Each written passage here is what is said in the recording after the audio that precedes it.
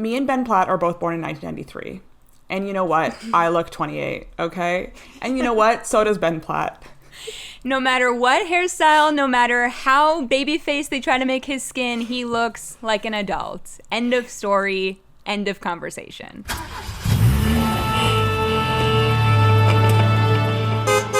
Hi everyone, and welcome back to Off to Broadway, the podcast where we deep dive into anything and everything musical theater from the comfort of my car. I'm Tara. I'm Stefania. And in today's episode, we are talking all about the Dear Evan Hansen movie. I feel like we didn't think that we would be saying those words this soon because this movie kind of like crept up on us, I feel. Yes, I agree. When they announced they were making it, it's like, okay, when will this happen? Because a lot of times, like, in development for a really long time. Musical to movie pipeline is a long pipeline usually. Yeah. But this one really, it happened. It did happen. Yeah. So we will say right off the bat, for anyone that's listening to us on release day, we are recording this a few weeks in advance because we were very lucky to see a TIFF advanced screening of Dear Evan Hansen. For those who don't know, the Toronto International Film Festival happens September, like, first 2 weeks. And Dear Evan Hansen actually opened the festival this year, which was a surprise to both of us, I feel. Interesting choice. So we did watch it. You know, I've always thought that it was like the most prestigious movie that goes first, but I actually think it might just be the movie or the studio that pays the most. That's probably true. And Universal definitely paid for this spot. Whenever we complain, like, why isn't TIFF opening with a Canadian movie? The answer is because someone paid a lot of money to get the opening night gala. Yeah. That sounds 100%. Really petty, but I don't know why that just occurred to me this year. Because Dear Evan Hansen was the opening night movie. It's the only time we had to think about that. And then we saw it, and we were like, oh, so the only way... Sorry, not to spoil our thoughts too early. No, exactly. But at time of recording, there are only really, like, a couple weeks worthy of reviews out. I'm sure that there are many, many more reviews to come. So by the time that you hear this episode and it's released, there might be a different, like, Rotten Tomatoes final score than currently is listed. But yeah, we did see an advanced screening of Dear Evan Hansen, and I guess we should just talk about our overall thoughts. So Steph, what do you think of this movie? Now, I have to say, we did set up, like, a really nice backyard experience, so I feel like that added to it. Yes, we were like, the TV was outside. We bought a virtual screening, which I think is a new thing TIFF started doing last year and did this year because of the restrictions in place. So we went to Tara's backyard. We sat under a comforter on the outdoor furniture. We had a fire going. It was very nice. Be that as it may, I think I turned to Shar at one point and just said, I think this movie is just boring. And that was the biggest problem with me. I didn't find it really compelling in any way whatsoever.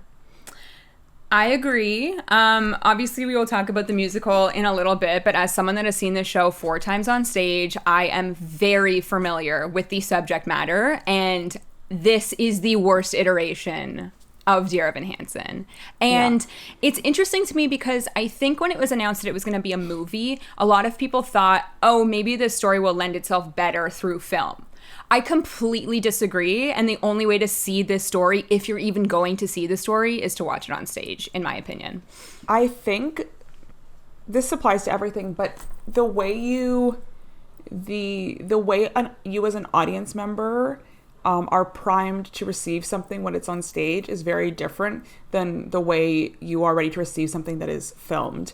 And when you're seeing something on stage, they're like actual human beings right in front of you performing the story, and the background to them, the way that they move, you are willing to go with a lot more because of the emotion and that you're feeling. And in a movie, there is just a different set of expectations watching things that have been filmed, edited together with realistic backgrounds. And this is a story that is, like, you know, as advertised, an honest story. It's marketed and it's purporting to be very, like, realistic human story. So anything that felt wrong, like, was really jarring, I felt. And another thing I felt was watching this movie, I just don't see any reason for this to be a musical movie. And I never felt that way about the stage musical, but watching it in movie form, I thought this does not need them to be singing. I agree with that. I felt every time that a song was in the movie, it kind of like stopped the flow. And that's interesting to say because this movie rings in at like 2 hours and 17 minutes, which is quite long. What flow? Right. So when you felt like you were like kind of on a flow, it just like stopped and was like, here's this song. And that's not really how a movie musical should feel. But this felt very like scene, song. Whereas the musical, I agree, doesn't have that feeling. The toughest line to write is always the line right before someone starts singing in any musical thing. And I always felt whenever they were about to start singing, they would say a line that had nothing to do with and did not flow into the next thing. I can't even think of an example, but I was like, that does not make sense. Why would they say that and then start singing this? Yeah, I know. It was just weird. So before we like delve into our complete thoughts on this movie, let's talk about our relationship with the musical. Steph, why don't you go first? So I heard the song Waving Through a Window probably like before it opened on Broadway. Ben Platt performed it, I think, at the Drama Desks or something, and just loved that version. I said, this man has an amazing, stunning voice. This is an amazing song. This song is so, so good. So I knew that song, and then when the cast recording came out, I listened to it a bunch, picked out like my favorite songs, added them to my musicals playlist, was listening to it, but I didn't get a chance to see it until it came to Toronto, first year of the podcast, spring of 2019, and I actually saw it twice while I was here. I saw it once on opening night in Toronto. I student rushed tickets, so they're on the side balcony, and that was like a great first way to see it, starring our fave Robert Marcus. And then a few weeks later, saw it again with all our friends, kind of like second row orchestra, so a different perspective on the show. And I would say watching it, you get so much more from it watching the musical than from the cast recording. There's so much you're not getting from that cast recording. And so even though I knew the cast recording pretty well, I was still surprised by a lot, and also shocked by, I knew I was going to cry, but shocked by how emotional I got watching it. It was devastating. Yeah. So I saw this show on Broadway for the first time in 2017. I feel like we said this on our Dear Evan Hansen episode whenever we recorded that a couple years ago, that I was in New York, had tickets, and a last minute Ben Platt sick call out, and got to see Michael Lee Brown, who I thought was such a great Evan. But obviously when your like biggest star is not in the show, the audience was not happy. They were blaming the ushers, which I hate that. Like, they have nothing to do with the cast of any show in a musical. So it was already like, it was disappointing that he wasn't going to be in it, but once I saw Michael Lee Brown, it was like, okay, this is great. I loved it on Broadway. Then I saw it however many years later in Toronto, I guess 2 years later, and I saw it the first time with my Mervish subscription with my mom, also with Robert Marcus. Then I saw it with you guys second row, and then I actually saw it for a third time in Toronto with Zach Noah Pizer, and I sat in like the way balcony, which that was the first time that I had seen that show from above. And there are some like super interesting things happening on stage that you do not get to see from the orchestra, which I remember you saying the very first time that you saw it, like, did you know that these boxes existed on the ground through projection? I was like, no, I've never seen it from above. And I recommend, if you're going to see the show twice, which I'm sure many people are not, to see it once from below and once from above. But I think, unlike most people, was always more sympathetic to, or empathetic, I guess, to Evan as a character. It seemed that before it hit tour, and Toronto specifically, a lot of people were more forgiving of the plot line. And then when it came here, as we know, closed unexpectedly early, a lot of people were like really, really upset by the storyline. And I didn't feel the way that those people felt until seeing this movie. Yes, I found him much less of a like sympathetic character in this movie than I did on stage, and I think this is the time to talk about the elephant in the room. We're going to talk about it the rest of the episode, so we might as well talk about it now. Yes, I think we just need to talk about it because it has been the biggest conversation piece around this movie. Me and Ben Platt are both born in 1993. And you know what? I look 28, okay? And you know what? So does Ben Platt. No matter what hairstyle, no matter how baby-faced they try to make his skin, he looks like an adult. End of story. End of conversation. And I think on stage, where there's stage makeup, there's lights, there's a big amount of distance between the audience and the person on stage, it's much easier to get away with casting someone much older or age inappropriate. And also, as an audience member, sitting on stage, you're more forgiving of that as well. Seeing something on stage in a movie when that camera is right up in your face at all times, and you can truly, and right up in your co-star's face, and you can see the age comparison next to it. It was really striking, and I did not have the same kind of emotions towards this adult man than I would have towards a child, a teenager, going through the exact same scenarios. Yeah, so obviously this was, as soon as the first trailer dropped, the main criticism, main controversy, why is Ben Platt starring in this movie as a 28-year-old? It does not make sense. I mean, I can appreciate that he wanted to be in this movie and continue on in a role that he originated and to finally say goodbye to the character of Evan. I can appreciate that, but I could appreciate that if it happened 7 years ago. I can't appreciate it now because it feels...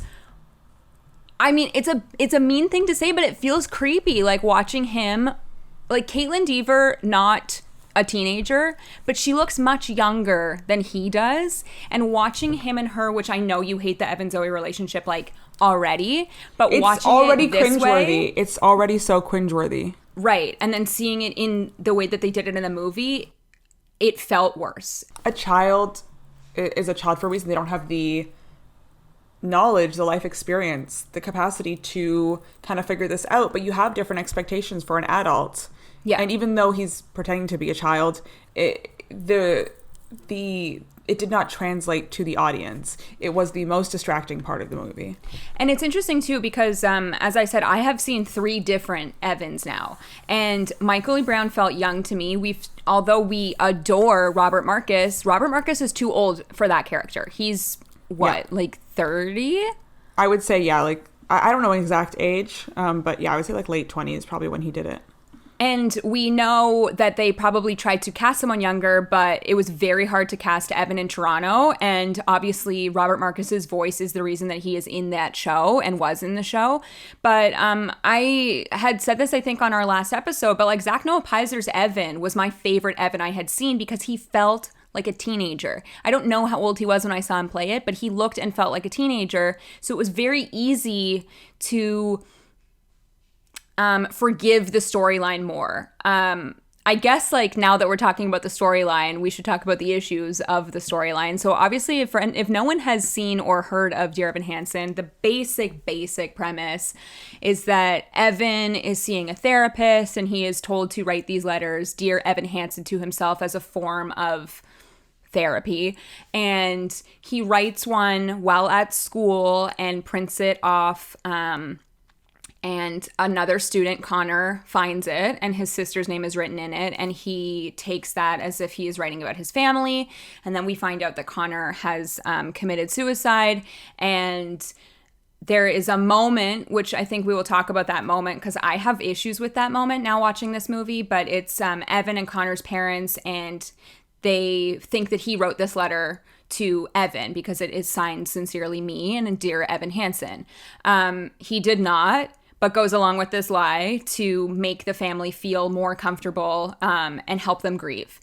Now, I have many thoughts on if this is wrong. It's obviously wrong. There's no question. It is wrong. It is a lie. The entire storyline is a lie.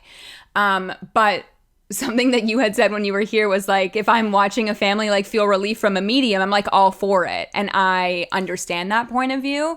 And I think that's what put our thoughts aside in 2019 when we recorded this episode, that like we could understand it where other people couldn't. I have a problem with the way in this movie and in the musical, now that I think about it, the scene where it all goes down is presented, there is no reason that Evan should be alone in a principal's office with two adults that he does not know. That's an issue. And I feel like if a guidance counselor was there, the story would be very different. Yeah, they really just they didn't even tell Evan that Connor had died. He had no idea what he was walking into going into that room. I know. Horrible. Why would you allow a 16-year-old child to do that? Even if it is actually a 28-year-old man. But why would you allow that to happen to a child? And then also on stage, I saw it twice. I might be remembering incorrectly. No, I think you're right. But I just remember him trying so hard not to tell the parents, to try to communicate it, but having a really hard time communicating it. Whereas I felt watching the movie, there was just kind of one instance of feeble resistance before he gave in. I thought that was a really short scene, whereas on stage it felt much longer. I don't know. Kind of that whole scene is pivotal to the rest of the movie. That whole scene is pivotal to the rest of the movie because it sets up how much you feel Evan didn't want to do this and feels stuck. And because he only kind of resisted once. And barely. There was barely resisting. That's how it felt to me watching it. It felt like he was more okay with the situation than watching him in the stage musical. I felt like he was truly kind of trapped in that situation. Yeah, I totally agree. It's just a throwaway line in the movie, and it's so important. As you said, it's the pivotal scene. That's before everything goes down. I also think, and I think we both agree on this, that Connor is just as important of a character as Evan is in this story. And Connor is non-existent in this movie, and I hated that. I felt we didn't get enough setup before obviously we find out he's taken his own life. And then in the musical, we kind of see him haunting Evan a little bit. I think we see this manifestation of him that Evan has thought up, kind of surrounding him and making you always aware of what's going on as Evan's inner turmoil. But in the musical, he disappears. In the movie, he disappears very quickly from the action, only to reappear very briefly at the end. And you forget that this is about this dead kid. Right, exactly. Where I feel in the musical, they do a very good job. As you were saying, we chatted about this when we saw it. They're wearing Connor buttons with his face on it. So he's a presence, whereas I feel the Connor project is there but in the background. To me, this movie felt more of a Evan and Zoe relationship and an Evan in the family relationship, which feels wrong and weird. And maybe that's why now, after all of these years and all of the times I've seen it, I was oh, this is straight manipulation of the character Zoe and also the family. And I do think that they beefed up Cynthia Murphy's role a bit. Obviously, Amy Adams played her. So I thought she was the best part of this movie. Amy Adams, I thought, was so good at playing this really I see it similar to the Jagged Little Pill mom, very image focused, mom who just does really love her kids. I also, on the same point of that, Julianne Moore plays Heidi, Evan's mom. I feel, even though she doesn't have that much to do in the musical, not much to do in this movie either, she's got a few scenes. However, I did read a few reviews, and a lot of people seem to love the scene, the college scene, which is such an uncomfortable scene to watch, of when Heidi goes over to the Murphys, and they offer to pay for Evan's schooling with Connor's funds. I did see a lot of people's reviews that said Julianne Moore stole the entire movie with this one scene. I was oh, that's interesting. Why didn't they use her more? Yes, another thing, so they cut some songs from the musical when adapting it to the movie, and they cut Anybody Have a Map, which is not a song I'm clamoring to listen to all the time, but sure. I think it sets up the story as you see these two moms singing about their sons who they love, but who are also struggling in very different but very similar ways. And then the story is about them, and the story is also about a mother's love for their kid too, and by taking them out of the story, and like it opens with straight up with waving through a window, so it refocuses it straight on center. The movie like closed the scope of the story, whereas I often feel like movies have the opportunity to like really widen the scope. Yeah. I also feel, sorry, but you've got Amy Adams and Julianne Moore. I want to see that duet. I don't care if I don't love that song. I want to see them sing it because, like, that's why they're there. Like, they're in a movie musical. Show me that they can sing. And we get, like, the teeniest tiny bit of Amy Adams singing. We do get So Big, So Small for Julianne Moore, which was very talk singy. But, like, still, there's a moment there with the moms. I had also seen, like, many comments on TikTok of, like, that's my favorite song because it sets up, as you said, the entire storyline. We did get it an instrumental by the band playing in the gym, which was bizarre. It's like, anybody have a map? They're like, both these moms who are like doing their best, but they're like, does anybody know how to like parent a child? Does anyone even know how to like go through this world? And I think that's like such a, like, they don't know how to go through this world. Like the kids don't know how to, I think it's such like an interesting concept and like thesis statement for the store, for this story, and then to get rid of it. I didn't know if I necessarily like that choice. And as you said, starts off with waving through a window. I think we should talk about the choices that happened on screen in that song that were unnecessary. Steven Chbosky directed this movie, and he went quite literal with the tap, tap, tap on that glass. The way that I don't even know, the editing was just like jump cut after jump cut after jump cut, and it felt like childish and a gimmick, and I hated it. Yes, I agree. And I think, you know, the idea when you go from jump cut, it's like to make the audience feel uncomfortable, but it felt like slightly amateurish to me in that scene. I didn't like it. I did not like it. Me either.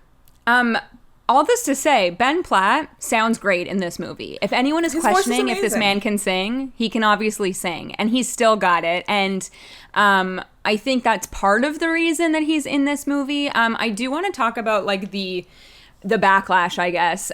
There was an interview that came out. What do you think? Like a month or two before TIFF? Yeah, he did a podcast. Because there was, like, after the trailer came out, a lot of people were discussing, is he the right person to play this role in this movie? And they asked him about it on this podcast. The reaction is largely from people that don't understand the context of the piece. The fact that I created the role and workshopped it for years and did all of the out-of-town performances and originated on Broadway and received the accolades that I did, and also not really understanding that were I not to do the movie, it probably wouldn't get made. The ego you have to say that, sorry.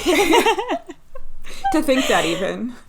Well, the major critique of that response was like, dude, your dad is a huge producer on this movie. So that's also part of the reason that this movie was made with you starring in it, because he is producing. So it's a very like ego-centric family, I feel. But to have this they comment, don't always come across that way, but this was wild to me. I mean, this was absolutely wild to me. I think there was a lot of anger and frustration from him. Sure. But that's what media training is for.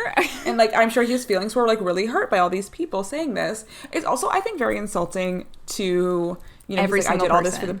But like every single person who has played the role since him, you know, when a piece of theater is created, it is created with the understanding that the people who are performing it right now will not be the only people to ever perform these roles. That when you write a play, even if you write it on one person, the hope is that this play will be performed again and again and again and again with a million different people interpreting and playing those parts. So for Ben to say, I had to make this movie because I did all of this, this, and this, and this, it's like, okay, in the 5 years since it's opened, so many people have played Evan and have done a wonderful job, not the exact job that you have done.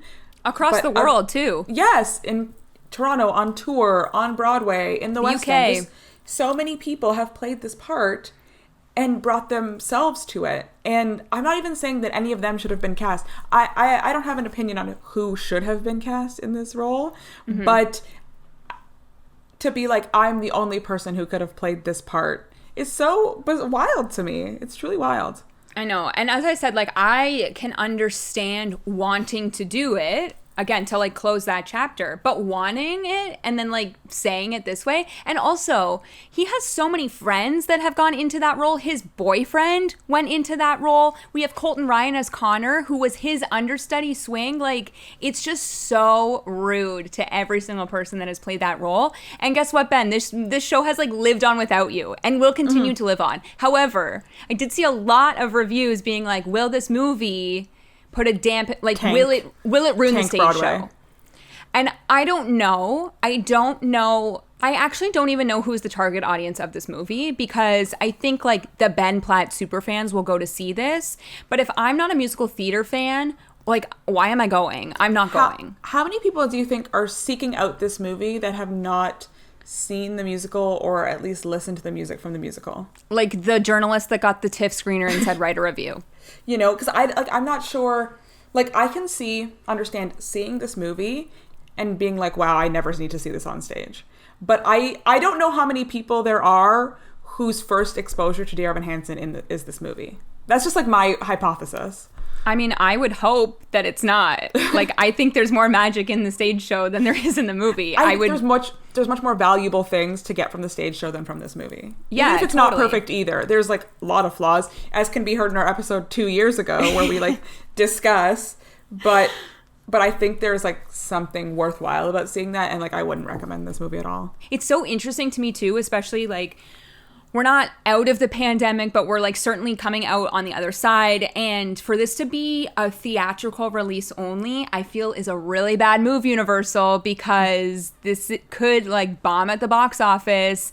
And I know that there's like awards buzz potentially. Also, there were 2 new songs written, which I think were written really strictly for that best song nomination, because we'll talk about it, but I don't think they fit. And I couldn't even hum you a tune from it. I have literally no idea what the songs are. So yeah, I just think like potentially box office is the wrong way to go. I did see some comments on the Broadway World Boards that Universal has like a certain number of days to not pull a theatrical release, but do a double, like In the Heights did a theatrical plus like HBO Max. Sure. So there is a chance. That was the Warner here. Brothers deal with HBO, but I don't know if Universal has a similar relationship at the moment. I don't know either. And I don't know where it would stream, but I don't know that this movie, you know how sometimes we say that like things would be better on the big screen? I don't think this is the case with this. I think it would be worse. It would be much worse, I think. You know what would be interesting, though? Like, seeing it with a group of people and hearing the reaction. That's true. That's true. Just to know, like, what other people's thoughts are on the storyline in general. I do want to talk about the other cut songs, because 2 of those, my favorites on the cast recording. Yeah. Let's talk about Disappear and why that might be the most important song in the entire musical, and yet it was nowhere to be found in the movie. Yes, you know, the reason that they're starting the Connor Project is no one deserves to be forgotten. No one deserves to fade away. Disappear is my favorite song in this musical, and to not have it was like really upsetting. And kind of the replacement song was the Anonymous Ones, which is the Alana song sung by Amandla Stenberg. I love that Amandla got to write that song with Pasek and Paul and have a hand in writing the movie. And I loved the expansion of Alana's character. Yeah. However, it did not have the same emotional impact as Disappear does. To set up You Will Be Found, which comes right after. Right, exactly. As I said, could not hum you that song. I literally do not remember it at all. The scene was Evan and Alana walking, discussing the medication they take, which I don't like that scene, which I know you like don't have a problem with that scene. One of the things that I think a lot of people said that they could relate to Evan was that he was not diagnosed, which he's not diagnosed in this movie, but... Well, it's not that he wasn't diagnosed, but that the audience wasn't given a specific diagnosis. Yes, exactly. We don't know. So... listing off the medication, I read a couple reviews that were like, well, now I could figure it out on my own, which I don't think is necessarily true, because like every person is different. But I just don't think it needed to be there. I don't think we needed to hear it. I appreciate specificity. If you're Sure. telling me there's if you're telling me that Evan is struggling, I don't like it. I don't want it to be vague. I want to know what's wrong. Not what's wrong, but what the struggle is. Because I think the more specific something is, the more relatable it is. Even if it's not the exact thing you're going through, I think by being so vague and by trying to play to a bigger audience, I think you actually become more and more unrelatable by people pleasing or by just trying to appeal to more people. I think, appeal to less people. I like the specificity. Right.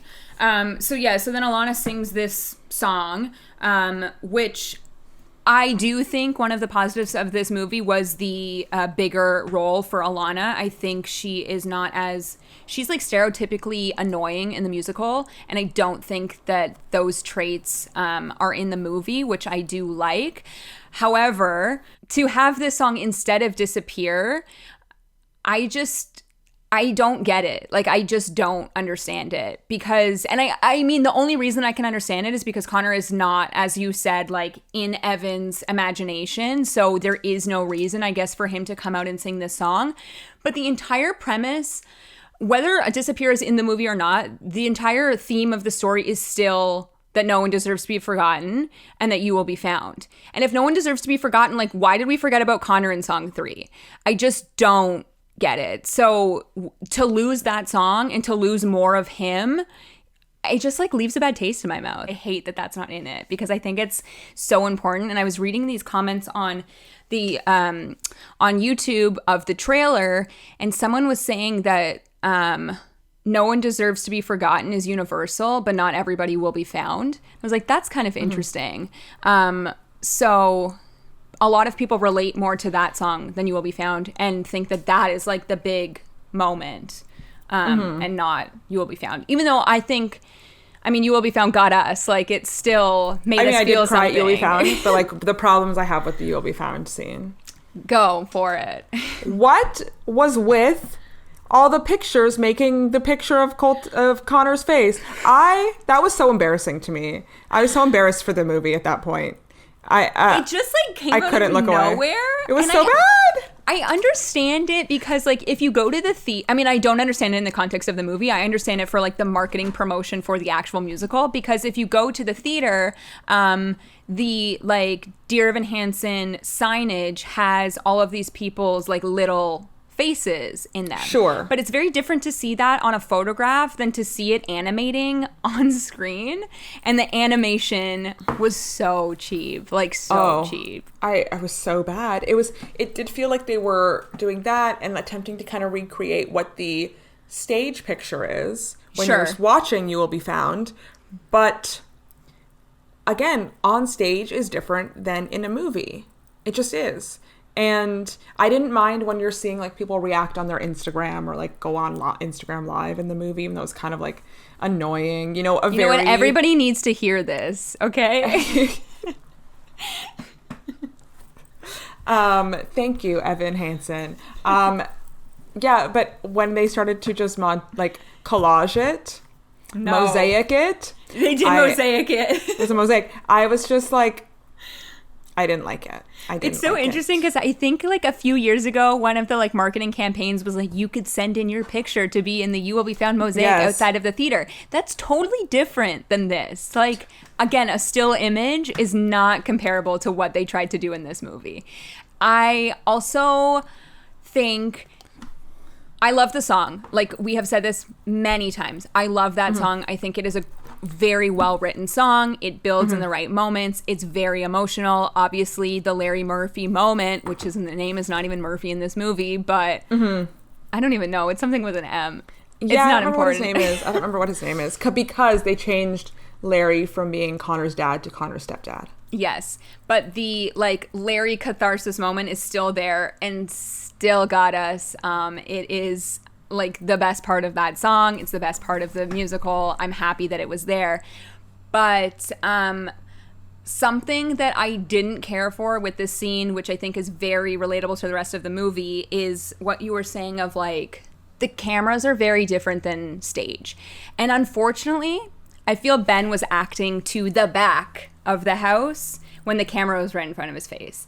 And it comes across as like disingenuous and very fake and very over the top. And I can appreciate and understand that it's hard when you have played that character and done all of the workshops and whatever, and you've played it to, again, backs There's like of a houses, muscle 4 memory years. to your performance. For sure. But like, then don't cast him in this movie because it came across as so fake to me, and that like more of a reason that I couldn't empathize with Evan was the overacting, I felt. We say that about Ben's performance, but Stephen Chbosky said something really interesting that I want to discuss. He said in an interview, "We were moving forward with Ben, period. But what I wanted to do to help his own translation was surround him with as many, quote, movie people as I possibly could, a little bit more of a naturalistic style. I felt great respect for the original cast, so it was always, if somebody wanted to meet with me, I would meet with them. They didn't have to read. I saw them do it on the stage. But doing it in front of 1,000 people is slightly different vibe than doing it 2 feet away in an actual dining room. It's just a different feeling. So I wanted to give them the opportunity to see if they could play exclusively to the front row versus to 1,000 seats. It always felt like we were going to go more movie people with this particular one." Okay, but like, we didn't get that, Stephen Chbosky. Like, we didn't get that. We got playing to 1,000 people. We did not get playing to the front of a camera, the front of your whatever. Like, it made me uncomfortable watching him overact. Mm-hmm. Which I never felt that way on stage, like, ever. Even sitting in the second row, we didn't feel that way. No, and it is also different. And we keep saying this, and it always is. This applies to every adaptation. But it is also very different to watch like a real human being cry in front of you. Yes. And like not be able to hold it. And you can definitely tell fake tears. But anytime I saw it, I always felt like this person was just like going through it in front of me. Yeah. And it is slightly exaggerated to make sure that the people way at the back can see it, but it never felt too much being too close, but it felt like a bit too much watching it on camera. And I feel like it was even less than he would normally do on stage. You know who didn't feel too much? Caitlin Dever, also the star of this movie. She was so good. Honestly, like the Murphys holding it down. The Murphys were holding it down. It was with the side appearance from Heidi. Like that's really it was Mama Murphy and it was Zoe. So those two just like nailed it in this movie. It's so funny because I mean, we talked about this months and months ago when Caitlin Dever was first cast as Zoe, and I didn't see it. I couldn't see it. I thought that she was a fine choice, but I didn't think that she was the correct choice. I'm totally wrong on that. She is Zoe Murphy. I think Requiem in this movie is a very great representation of that. The driving scene was everything. I loved that. It was very One Tree Hill to me. If anyone's seen season 1 of One Tree Hill, when Peyton is just like running red lights. But there was just something so real about her as that character that I felt she was Zoe, where I feel like Ben was not Evan, if that makes sense. Like, she was her. She and Caitlin Dever is in her 20s as well, but she came across young in the show. It might have even just been the styling of her, the way they dressed her. I felt they dressed her like the overalls, trendy, like trendy, but not too trendy. Like she was dressed fat, like it wasn't over the top trendy, but very much the way a teenager would be dressed right now.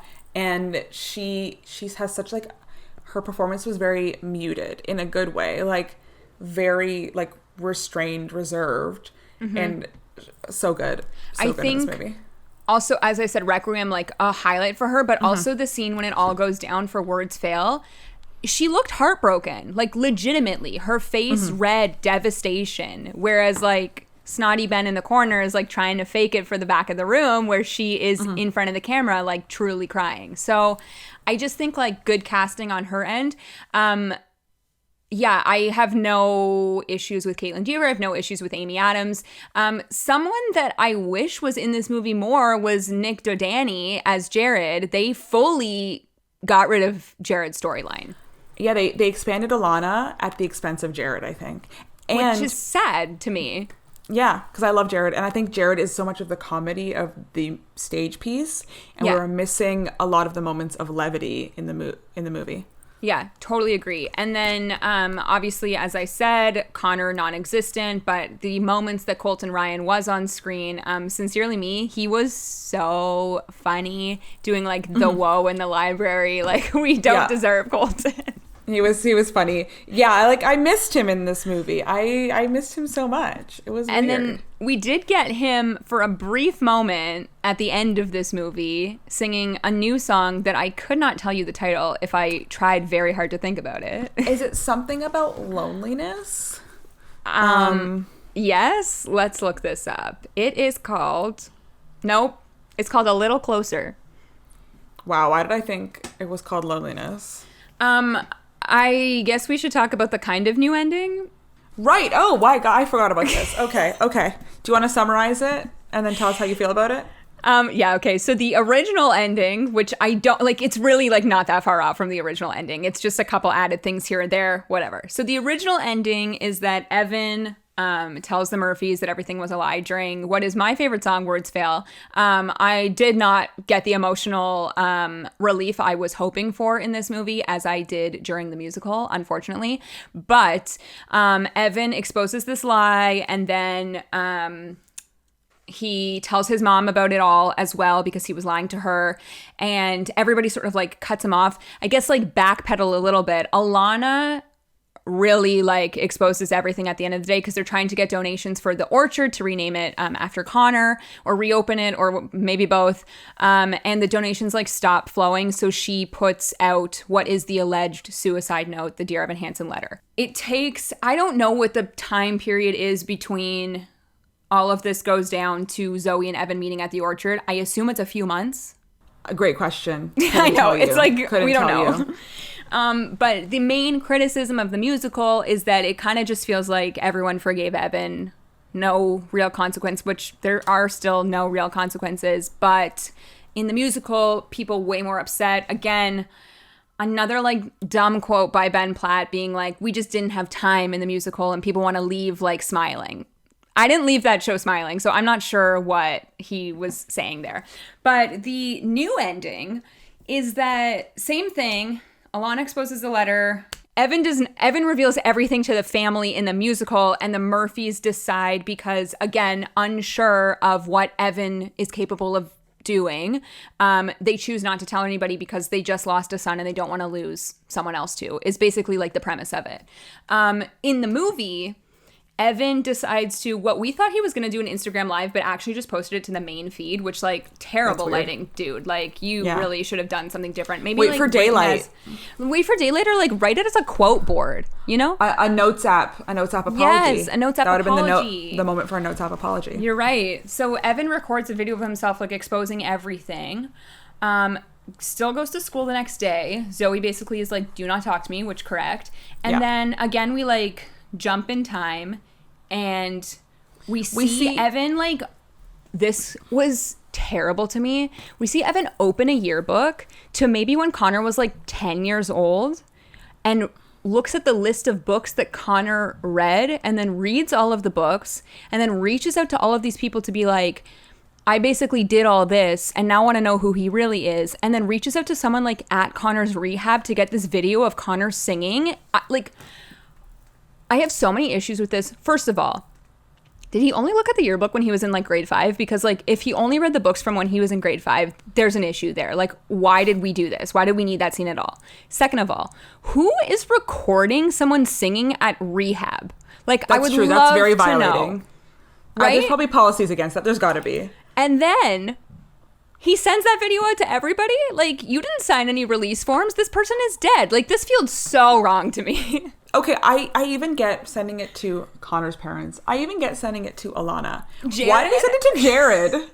Why did he send this video to Jared? This is why I didn't understand, because Jared, again, had such a bigger presence in the musical and was very much a part of, like, writing those emails. He was co-president of the Connor Murphy, like, project. None of this happened in the movie, so I don't know why, again, Jared was sent this Because another thing we haven't even discussed, they cut Good For You, which is another big Jared moment, right? Also, that song, amazing. Let me talk about why the endings, and let's talk about Good For You. I prefer the original ending of the musical.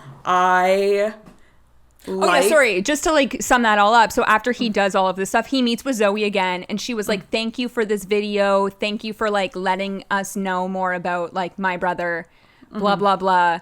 I wish we could have met at a different time. Credits. And then like Evan hums like one line of Connor's song. Okay. So Great. here's why I like the original ending of the musical versus of the movie. I just like, and this is in like a lot of media, I just like an open-ended ending. I like that it's a morally gray situation, that the Murphys decide not to tell everyone that Evan has been lying, and that Evan has to live with this and struggle with this. And there are consequences, like personally, like this family that he had grown close to obviously like doesn't want to see him anymore because he hurt them really badly. Yeah. But that there are no, you know, huge consequences, that family, even though they were hurt, tried not to hurt him back. And Right. I always felt that was like how Evan was feeling was probably punishment enough for what had happened. And I just like the morally gray aspect of it. And I like that it wasn't tied neatly in a bow. And then for them to try and be like, and then Evan got to know him after he died by reading books he picked out once randomly, and then stalking people who were tagged in Facebook photos with him, and like sending unsolicited emails to them. Apparently, one of the books on the list atone was for his sins. One of the books was Ready Player One. Like, what? Y'all, it was weird. It was Someone was like, did you just do find that. every book possible that like there was a dramatic issue and put it onto Connor's grade 5 reading list? Like, why did they choose a photo of Connor at 10 years old? I do not understand. I agree. I did not care for this ending. I did think that there was a lot of like flashback tree scenes that I don't necessarily think we needed. I don't know, something again about like the openness of the musical. Like, yes, he does say to his mom in So Big, So Small that he let go, but there was more of a like relatable factor to it about climbing the tree. Whereas in this movie, it was like, this is exactly what happened and now we're going to show you. And I didn't like that. As someone who loves ambiguity, I love in the musical where he's describing it to you, but Evan is an unreliable narrator, so you don't know what's true and what's not from what he's saying the entire time. And that's a huge problem with movies in general, kind of, is that when you see something on screen, a lot of times it becomes fact. They have to work really hard to make you distrust what you're seeing in front of your eyes on a screen that's been captured with a camera. Whereas I feel on stage, it's a little more loosey-goosey. Like, you know not to trust what you're seeing in front of you. You know that there's like a layer between what's real. And it's weird because you would think that there would be that layer between what you're seeing on screen because they're so far away from you, whereas on stage they're literally right in front of you. But the confines of the stage make it so that there's that distance that allows you to like be more open to what you're seeing, whereas movies just don't have that. Yeah. I just think like, I don't know. Like, I think there are moments that are good. We haven't even talked about the background star of this movie, Isaac Powell. As a community voice during You Will Be Found, like we needed to hear that today is what we needed from Isaac. Yeah. But there aren't like many highlights for me, which is like sad, but also thinking about it, this is exactly what I thought this movie was going to be. I don't know what we expected really differently. I think the disappointment is Stephen Chbosky wrote the book and directed Perks of Being a Wallflower, which is another movie about a teenager. And anxiety. I love it so much. I have to say, not in like prep for this episode, but I did watch it last night because I have not watched it in many years. And I feel like we were so let down by Dear Evan Hansen by the amazingness of Perks of Being a Wallflower. Now, I do think, again, that's very much like acting. Even you said like Perks of Being a Wallflower made Emma Watson seem like the greatest actress of all time. But there's something about the way that they chose to show character struggles and anxiety and just like emotion that was missing from this. And he should have taken a page from his own book and taken some of those elements and brought them into this movie. And I think we would have had maybe a different outcome. Yes. Even that movie, like our main character, I think his name is Charlie, he is an unreliable narrator to me. Yeah. And you know that watching it.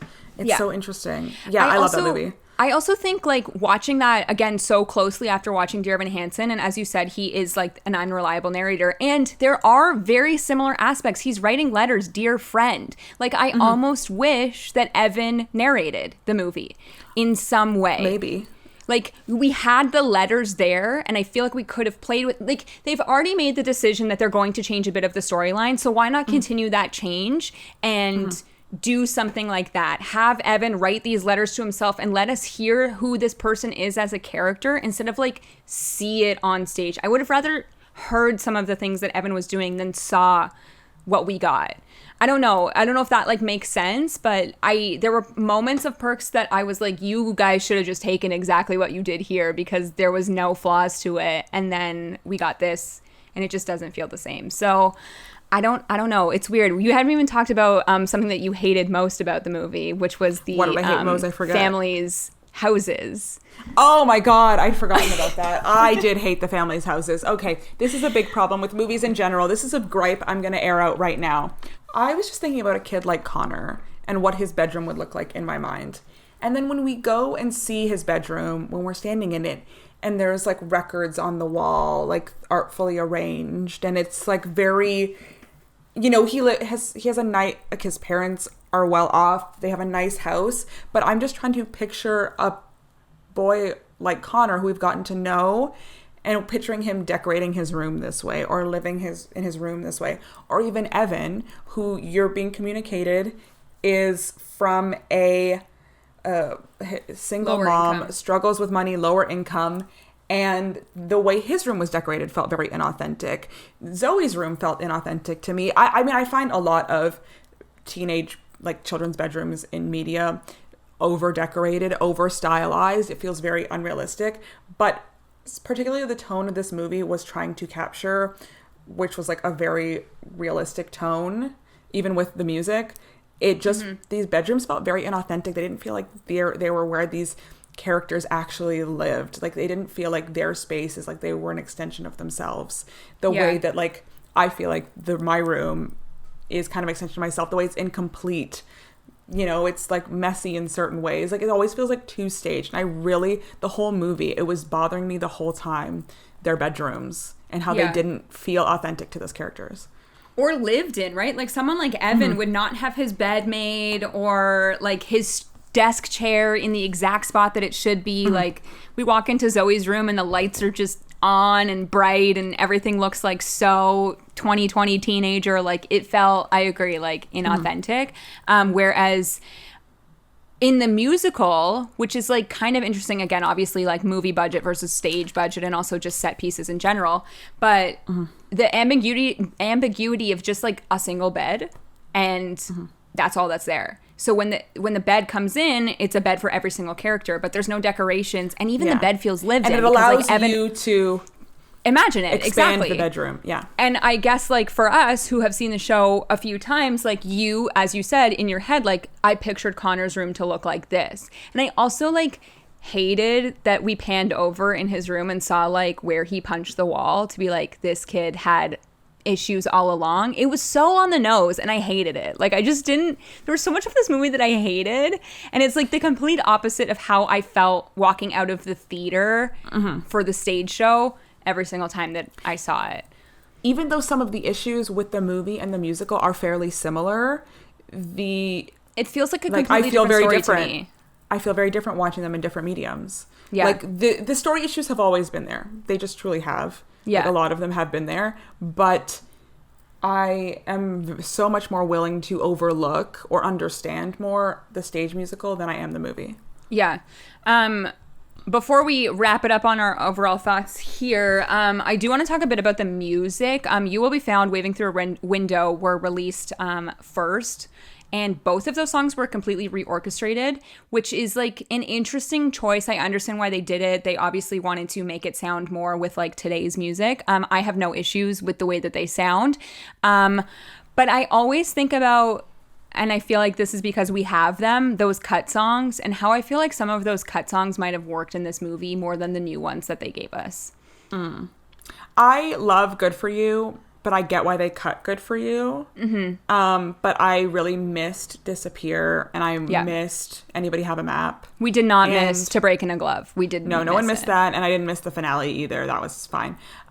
What I think what I missed about Good For You and Disappear as well is that they're kind of up songs. They're a little more upbeat. They have some energy to them, and by cutting those, you cut a lot of the, like, there is a momentum to the musical that lets it go up.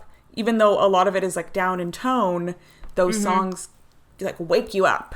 Yeah. And by cutting those, no one was waking me up at any point in this musical. No, I needed to be. The really in this movie, like the only upbeat song is Sincerely Me, and that's song 3, and then you get really not much more until the end of the movie. I do think Sincerely Me, as I said, was done very well. I think the 3 of them sounded really good on that song.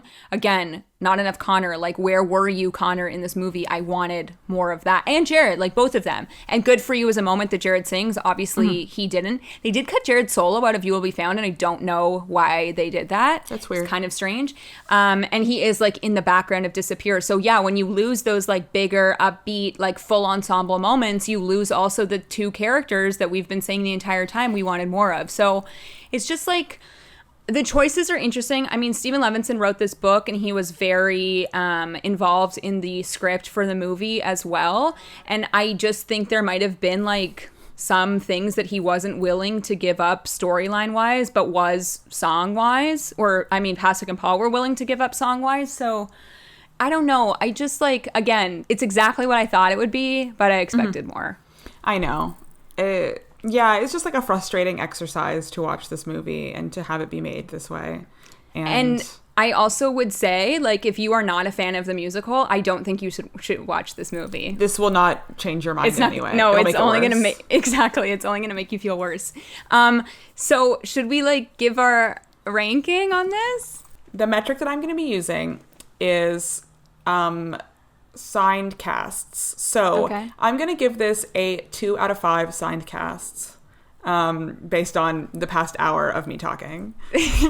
I'm going to go slightly higher, and the metric that I'm using is the New Balance sneaker, and I am giving 2.5 out of 5 New Balance sneakers. 2.5. Wow. This is like Steph, you know my thoughts on the musical. Like, that's low for me. That's like real low. Because I think I would give the musical like 4 New Balance out of 5. Yeah, I think that's where it would sit for me, around 4. Can we talk about Come From Away here for a sec? Yes. Mm-hmm. So we saw this movie for the first time September 9th. On September 10th, the Come From Away Pro Shot came out. And so these 2 musicals were on the same Broadway season and competed at the same Tony Awards, with Dear Evan Hansen winning Best Musical and kind of sweeping a lot of the awards. And there was a talk at the time being like, Come From Away is the better musical. And now with them both kind of coming back around at the same time. And me seeing them a day apart from each other. Yes, because you watched the Come From Away Pro Shot at this point. I haven't yet watched it. But I do think it's an interesting conversation to be having again, to understand like what has stood the test of time and maybe what has soured with age, you know? Yes. We are going to do a full episode on Come From Away. We are, fingers crossed, hoping to go to the reopening of Mirvish night of Come From Away. I did see the pro shot. I think it is a perfect pro shot. And there are so many people that have been tweeting about it saying, like, we need more of these to show off this kind of theater. I also think that show, we've had this discussion before, that show works really well in a pro shot because there are not set pieces. The actors are pretty much on stage the entire time, and you're just like getting the story. I think if you would have asked me in 2017 my thoughts on which show should win Best Musical, I would have said hands down Dear Evan Hansen. If you were asking me in 2021, Come From Away was robbed. End of story. So it's interesting to see so many people talk about this now. Also, the Rotten Tomatoes ratings of like Come From Away Pro Shop at 90% and like Dear Evan Hansen at 44%, again, at time of recording. But I also saw an interesting tweet that was like, can we stop comparing Come From Away to Dear Evan Hansen and let this amazing show live on its own? And I agree with that. Yes. Like, let's celebrate like the best Canadian musical to come out in so many years. Like, we have not had a musical like this and hit this way. I literally cannot say anything bad about that show after watching it again since seeing it for the first time in 2016. And it's so interesting with like, I mean, like time and me growing up as a person to see like which show actually is more meaningful at the end of the day. So I don't have anything else to say on this movie. Do you? No, I think we've said enough. I mean, could I say more? Probably, but I think we've said enough. So, I mean, you can see this movie and have thoughts of your own, and I actually be interested to hear what other people think. And I said to you and Shara the other day when we were watching this, like, I'm interested to know what someone thinks that does not know what this storyline is at all, because we haven't really like heard that perspective yet. So it will be interesting again when this is released worldwide and what everyone says about it. And then I guess we'll have to wait till somewhat of an award season to hear if this actually pans out how everybody that made it wants it to pan out. But until then, we'll have to wait a few months for that. And yeah, those are our thoughts and feelings on the Dear Evan Hansen movie. And with that being said, it is now time for our Obsession of the Week. So my obsession of the week is a song I was just shuffling on Spotify. I was listening to something, and they suggest things for you. And I was halfway through the song, and I was just like, whose beautiful voice is this? And I looked, and it was Leslie Odom Jr. singing Without You from Rent. This is like, amazing. I would have literally never in a million years expected you to pick this song as an obsession. I like the song Without You a lot. I think that's such a beautiful song. I think there's like a great performance of it with Jennifer Damiano and Adam Chandler Barat on YouTube somewhere from a million years ago that I used to watch all the time. I love the song, and it came on shuffle, and he just sounds so smooth and gorgeous and longing on it. I believe it was just a one-off recorded. It's not on any of his albums, I don't think. Like, I might be wrong, but I just checked. And I just think he sounds absolutely stunning. I think it's a beautiful version of that song. And I just listened to it on repeat 10 times in a row. And I just loved it. That's so interesting. I wonder what he did that for. If it was like a Rent, like, anniversary something, like... I don't know. Why is it recorded? Great question. The album art on Spotify is just like beige. And it just says Without You, Leslie Odom Jr. So... Great. Love really it. Nice. I would highly recommend listening to this version of the song. Wow. My obsession this week is topical for like the first time ever.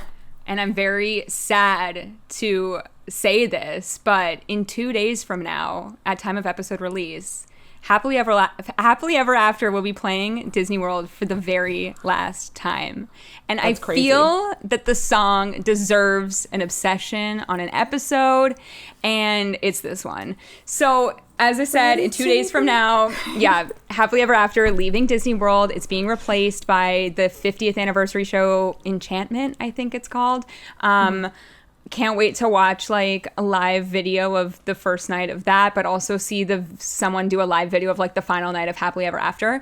I will never forget our trip to Disney World and hearing that song play for the first time, and like all three of us collectively losing our minds and was like, what is this?